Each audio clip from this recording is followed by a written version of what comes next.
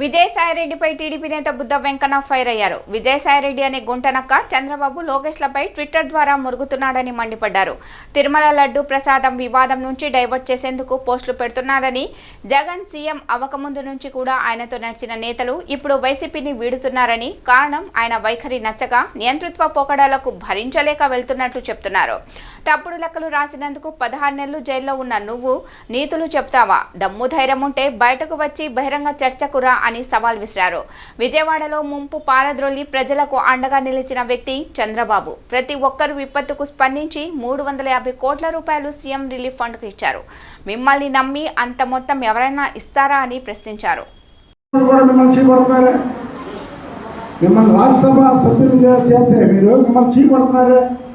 అంటే పదవి సరిపోయిందా? వాళ్ళకి గౌరవం ఎవరా? గౌరవం లేని చోట ఆత్మభిమానం ఉన్న వాళ్ళు ఎవరైనా ఉంటారా? కనుక విజయసాయిరెడ్డి ఇప్పటికైనా నోరు మూసుకో. నువ్వు శాంతి నివాసంలో ఉండి ఎక్స్లో మాట్లాడటం మానే. నీకు దమ్ము ధైర్యం ఉంటే నా విజయవాడ వేదికగా లోకేష్ బాబు గారికి పెద్దలకు ఎలా గౌరవిస్తున్నాడో నేను చెప్తా. జగన్మోహన్ రెడ్డికి ఎలా ఎలాగిస్తాడో నేను వైసీపీ నాయకులు తీసుకొని చెప్పిస్తా. ఇప్పుడుకన్నా నీ పెద్ద కథ మానేసి ఇంకా నీకు టైం దగ్గర పడుతుంది. మీ అందరికి జైలుకి వెళ్ళడానికి. జైల్లో ఏం చేద్దామా? జైల్లో చెప్పకూడదు ఏం పెడతారు? ఆ కూడు ఇప్పటి నుంచే మీరు ఇంట్లోనే ట్రై చేసుకొని అక్కడ తినడానికి రెడీగా ఉండండి. ఇలాంటి గుండ్రనక్క కోత మాత్రం కుయ్యకుండా మారడం. ఇక నీ గుండ్రనక్క కోత గారి పెట్టావా ఎక్కడైనా అంతకి డబల్ నీ మీద మళ్ళీ ఎదురు పడతా. ఏదైతే 2019 నుంచి 2024లో నువ్వు ఎక్స్లో పెట్టిన ప్రతి మాటకు ఎలా జవాబు చెప్పానో మళ్ళీ అలా జవాబు చెప్తానని తెలియజేస్తాను. బాబు గారి గురించి మాట్లాడేది లోకేష్ బాబు గారికి నీకు నక్కకి నాకు లోకానికి చూడండి తేడా ఉంది.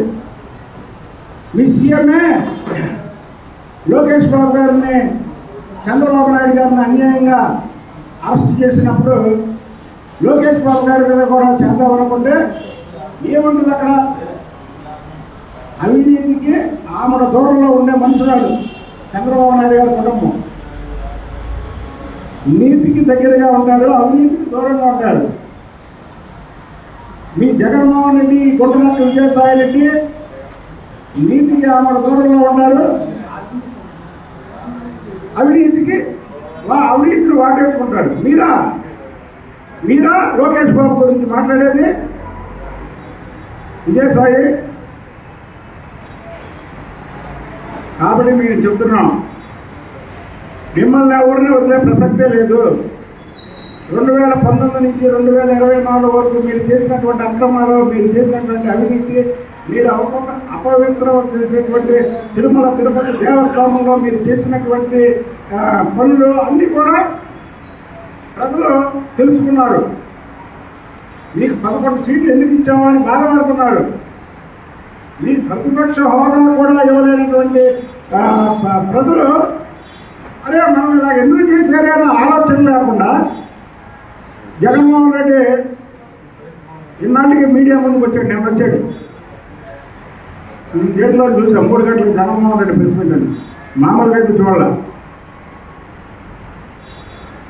శవరం అయిన తర్వాత ఎవరో తెలిసిందంట.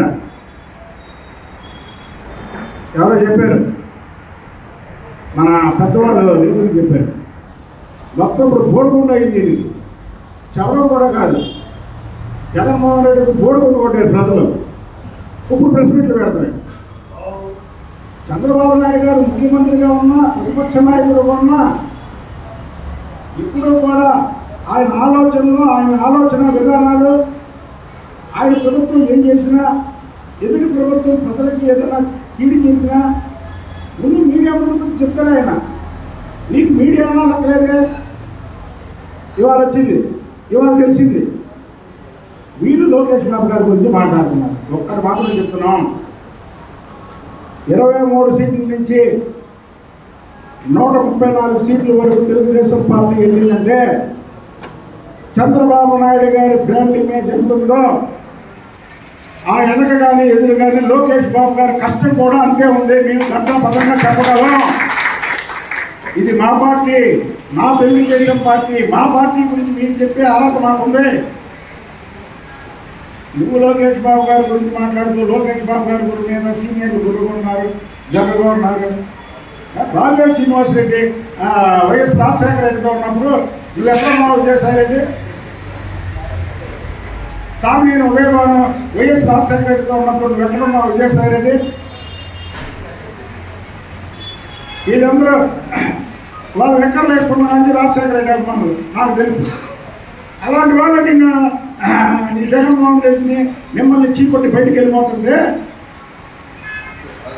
చీకొట్టి మరి నువ్వు ఇంకా లోకేష్ బాబు గారి గురించి చెప్పేవండి.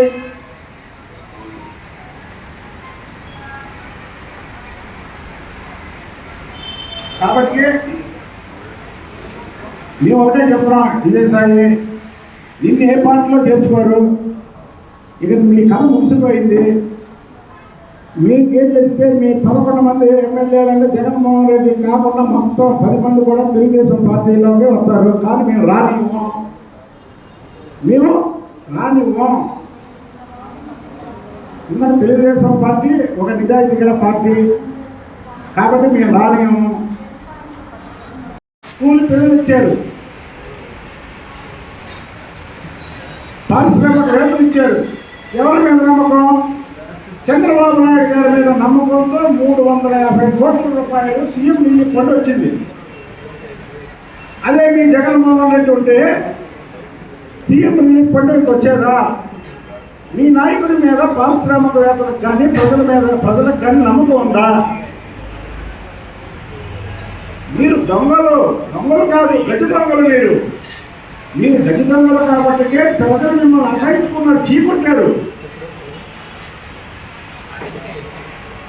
మీరు మాట్లాడేది అసలు మీరు 151 సీట్ల నుంచి 11 సీట్లకి ఎందుకు పడిపోయామని మీకు విశ్లేషించుకోకుండా ఇంకా అదే మూడులో ఉండి నేనే రాజు నేనే మంత్రి అంటున్నటువంటి మీ జగన్మోహన్ రెడ్డి, మీకేదన్నా గమ్ముంటే మీ జగన్మోహన్ రెడ్డి లెక్కలో పెట్టు అంటే ఒకటి ఉందిలే. ఈ గుంటనక్కని ఏ పార్టీలో కూడా చేర్చుకోరు.